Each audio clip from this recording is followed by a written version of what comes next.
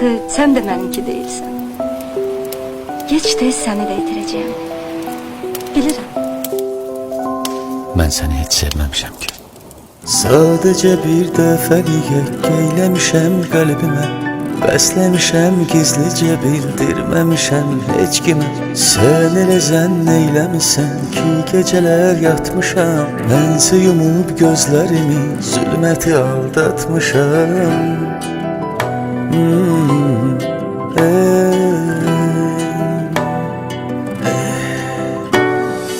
Gölgen olup düşmüşəm ardınca sənin hər dəfə. Bir o ümidlə ki geri boylanasam bir dəfə. Almamışam bir can olsun belə sənsiz nəfəs. Səndən alıb çünki bu ruhum yaşamaq üçün həvəs. Sevməmişəm ki, mən səni heç sevməmişəm ki, mən səni heç sevməmişəm ki, mən səni heç sevməmişəm ki,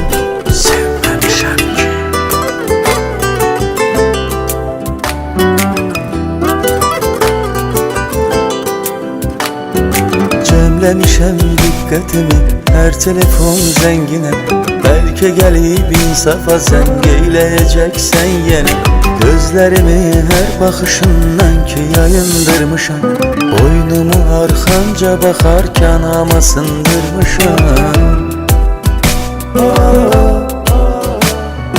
Mən səni heç sevməmişəm ki, mən səni heç sevməmişəm ki. Qəlbim ölən arzuların oldu qəbirstanlığı, qalmadı dəfn etməyə yer, doldu qəbirstanlığı. Məndə səbir qalmadı ki, yoxdur özüm icranı var. Ruhumu al göylərə qoy, mən də gəlim yanıva.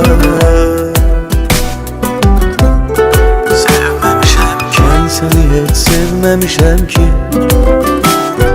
mən səni heç sevməmişəm ki, mən səni heç sevməmişəm ki, mən səni heç sevməmişəm ki, mən səni heç sevməmişəm ki, mən səni heç sevməmişəm ki, sevməmişəm ki.